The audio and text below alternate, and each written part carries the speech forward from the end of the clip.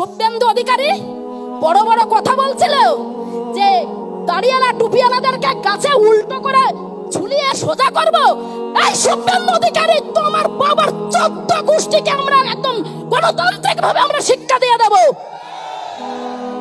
এই কাতির প্রোডাক্ট, এই অধিকারী প্রোডাক্ট প্রত্যেকটা টাইমে একটা ধর্মের প্রতি কুৎসা করা, কিন্তু এই কুৎসা আমরা ভাইলেন্সটা হয়েছে পুরোটাই প্রিপ্ল্যান করেছে শুভেন্দু অধিকারী। এই অধিকারী প্রোডাক্ট, এই কাতির প্রোডাক্ট, এই চোর যে সারদা নারদার থেকে কোটি কোটি টাকা মেরে নিজেকে পিঠ বাঁচানোর জন্য ভারতীয় জনতা পার্টিতে ওয়াশিং মেশিনকে কিনে এখন বলছে আমার থেকে বড় হিন্দু নেই। আরে তুই যদি হিন্দু হয়ে থাকবি, তুই তাহলে অন্য ধর্মকে কখনো যেন অপমান করতে পারবি না, কারণ আমাদের সনাতন ধর্ম সেটাই মারা গেছে। তখন কিন্তু অনেকেই ইগনোর করেছে, বলেছে না ওখানে যাব না, আমাদের করুণা হতে পারে। কিন্তু যাদেরকে বলছে পাকিস্তানি, বাংলাদেশি, আফগানিস্তানি, তারাই কিন্তু সেই পরিবারের পাশে গিয়ে দাঁড়িয়েছে। তোমাদের লজ্জা লাগে না? তোমাদের ঘেন্না লাগে না?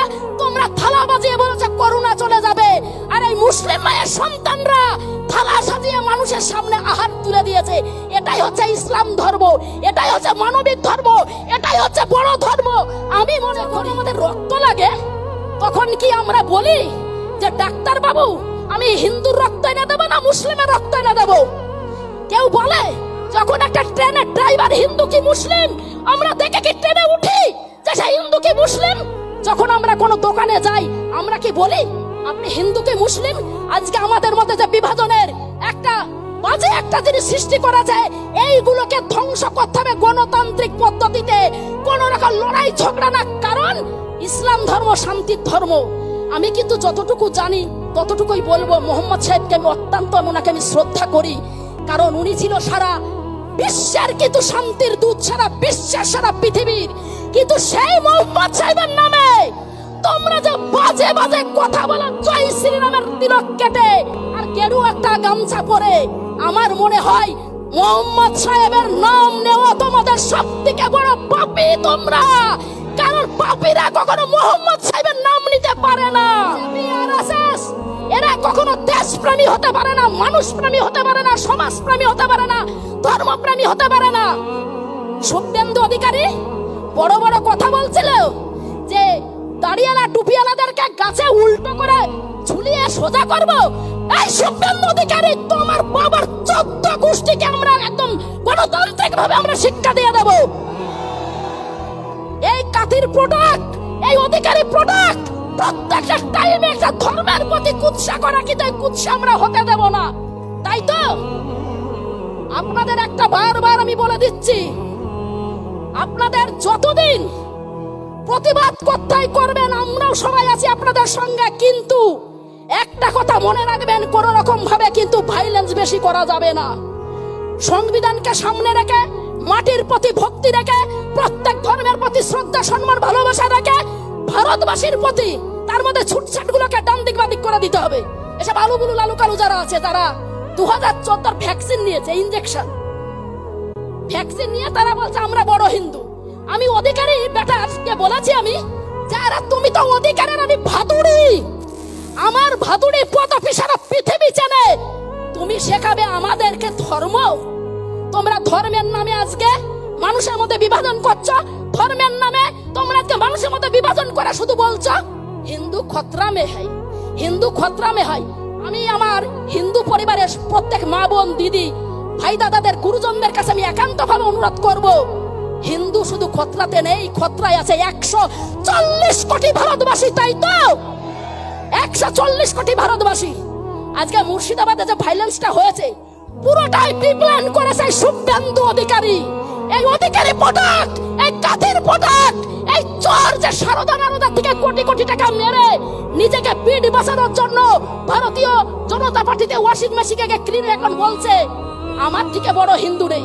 আরে তুই যদি হিন্দু হয়ে থাকবি, তুই তাহলে অন্য ধর্মকে কখনো যেন অপমান করতে পারবি না, কারণ আমাদের সনাতন ধর্ম সেটাই শিখিয়েছে।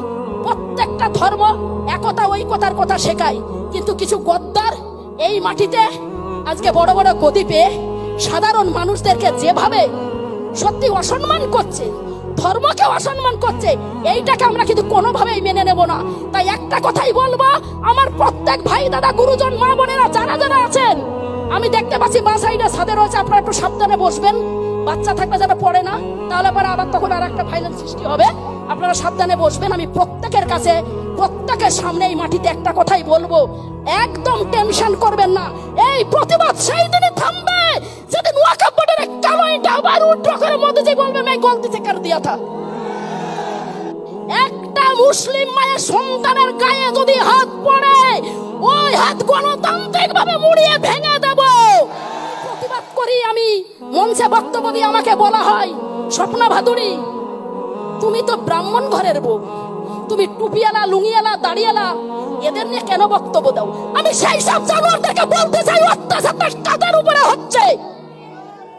অত্যাচার যাদের উপরে হবে, এই স্বপ্না ভাদুরী বুক পেতে দিয়ে প্রতিবাদ করবে, দরকার হয় মরবো, তবু মাথা নত করবো না। কারণ আমি ভারত মায়ের সন্তান, আমি মাথা নত করতে শিখিনি।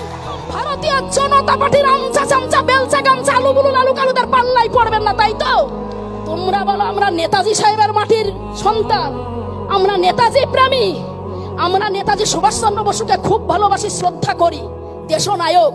কিন্তু তোমরা এইটুক জানো না, ওই নেতাজি সাহেবকে 3 বার গুলির থেকে বাঁচিয়েছিলেন, সেটাও টুপিওয়ালা, লুঙ্গিওয়ালা, দাড়িওয়ালা মায়ের সন্তান। তোমরা আমাদেরকে ইতিহাস শেখাও, তোমরা আমাদেরকে ইতিহাস শেখাবে, সেই ইতিহাস আমরা শুনবো। আমি এই বসিরহাট লোকসভার এই পবিত্র মাটিতে দাঁড়িয়ে আমি হাজার হাজার মানুষের সামনে আমি প্রমিস করে গেলাম, একটা মুসলিম মায়ের সন্তানের গায়ে যদি হাত পড়ে, ওই হাত গণতান্ত্রিক ভাবে মুড়িয়ে ভেঙে দেব। ইতিহাসের কি জানো? কি জানো তোমরা ইতিহাসের? মৌলানা আবুল কালাম আজাদ যখন লাহোর জেলে ছিল, তখন ওর ওয়াইফ কিন্তু অত্যন্ত অসুস্থ ছিল।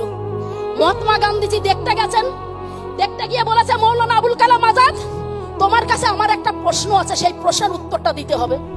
উনি বললেন, মৌলানা আবুল কালাম আজাদ, হ্যাঁ আপনি বলুন। বলছে, আপনার বউ খুব অসুস্থ, আমি আপনাকে অফিসিয়ালি ভাবে যেটা মানে যা কিছু প্রসেসিং করতে এইগুলো করে নিয়ম মেনে আপনাকে আমি বাড়ি নিতে চাই, আপনার বউকে একটু দেখবেন। সেই টুপিওয়ালা, লুঙ্গিওয়ালা, দাড়িওয়ালা কি বলেছিলেন জানেন? মৌলানা আবুল কালাম আজাদ সাহেব বলেছিল, একদিকে আমার ভারত মা লোহার চেকলে, আর একদিকে আমার ওয়াইফ অসুস্থ। আমার ভারত মায়ের জন্য ওয়াইফকে বলিদান দিতে পারি, কিন্তু ওয়াইফের জন্য ভারত মাকে বলিদান দিতে পারি না। এটা ইসলাম ধর্ম।